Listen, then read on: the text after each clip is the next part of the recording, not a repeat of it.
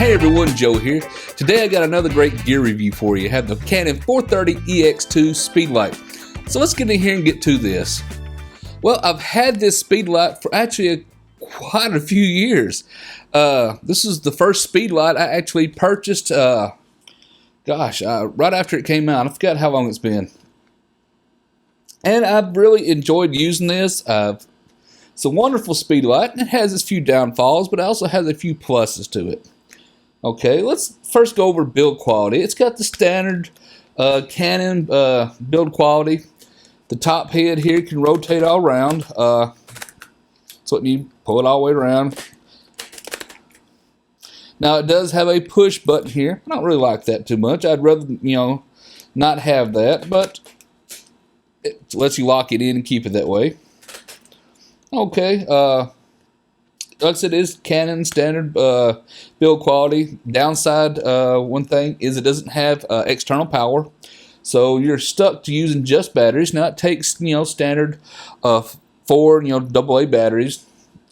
It gets around 200, a little over 200 flashes on really good Energizer batteries at full power, which I don't recommend shooting at full power. If you shoot this thing, even though it has a guide number of 43, about 1/4 power is really, really good.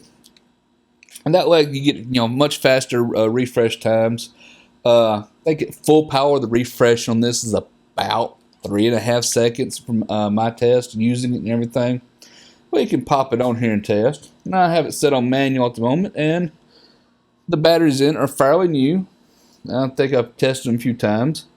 See, 1 Mississippi, 2 Mississippi, 3 Mississippi, 4 Mississippi. Yeah, about 3.5, 4 seconds there. So that's at 1:1, so it's not too bad.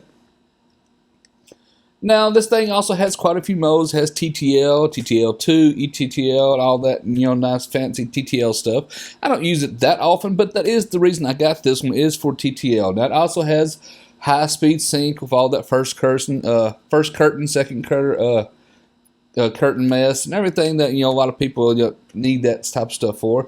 I'm more of a manual user, to be quite honest. I do use this one as a running gun.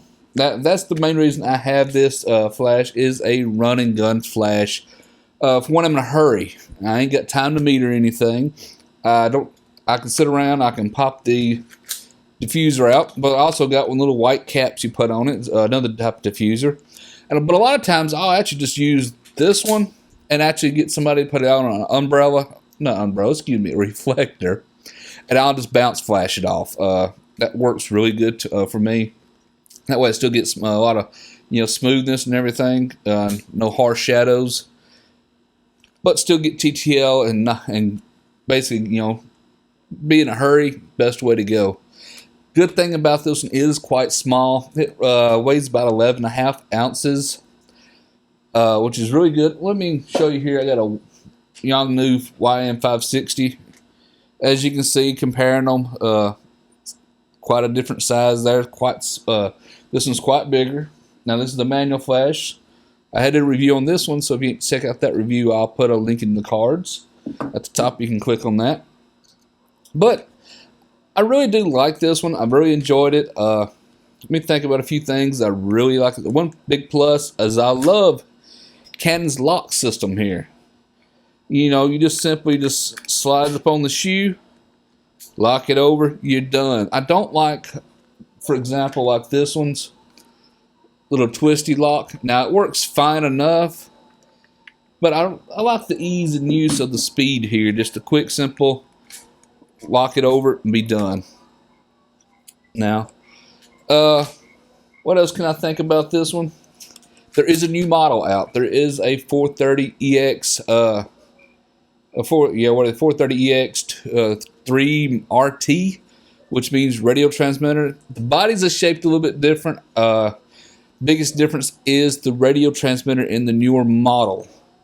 Is that worth $50 difference? Yeah, I could see $50 for a built-in radio transmitter, but it really depends on what you want to do. I don't really see myself using this one too much. If I did have a radio transmitter, I would use this on camera. But if I needed some, if I'm doing my professional work and stuff, I would probably go to it needed high-speed sync. Let me clarify that.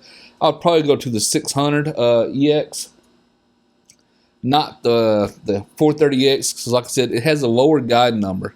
Now, well, it does have a guide number 43, and a lot of people, most people use other flashes, even like the Yongnuo here has a guide number like 58 to 60 at 1/4, 1/8, 1/16 power. The difference is if you can get a much more substantial flash, you can cut the power down and it doesn't torture the mess out of your batteries, which running these at 1-to-1 power is horrible on almost any flash.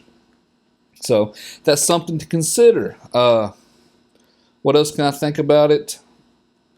Well, it also will let you use the Canon, little flash thing to trigger it. I know a lot of people out that's common sense, but if I don't say it, somebody's going to ask. So you can use your onboard flash, like on your Rebel series and stuff, to trigger this one. So in my honest opinion, this is geared for somebody who needs a good TTL flash, someone who's new to flash photography, on a budget, can't afford the really expensive ones, or doesn't want to go to manual like on these. Now, I use these manual ones a lot, and I got a lot of tutorials coming up on that in the future. But for a running gun flash, for the lightweight, easy use, the 430EX series from Canon really can't be beat. These are just wonderful flashes all around, and I really enjoy it and do recommend them. Now, if you need something more powerful, then you're probably a professional and you know what you want, and you can get what you want. I'm not going to tell you what you should and shouldn't get. But as far as somebody starting out as an enthusiast level, this is probably a great flash to go to. Actually, the one I recommend. I don't recommend, like I said, the 600EX for anybody starting out, and I don't recommend anything less than the 430EX. So this is my recommended one right here: the 430EX2 or the 430EX3 Mark RT. So hope everybody liked this review. Hope there's nothing I didn't really miss. Like I said, it's just a flash. It's just a really good one I do recommend. So if you like this video, give me a thumbs up. Thumbs up's always highly recommended. And if you're not a subscriber to my channel yet, please take the time to subscribe. Subscribing is free. It's for you and lets you know when I release more videos.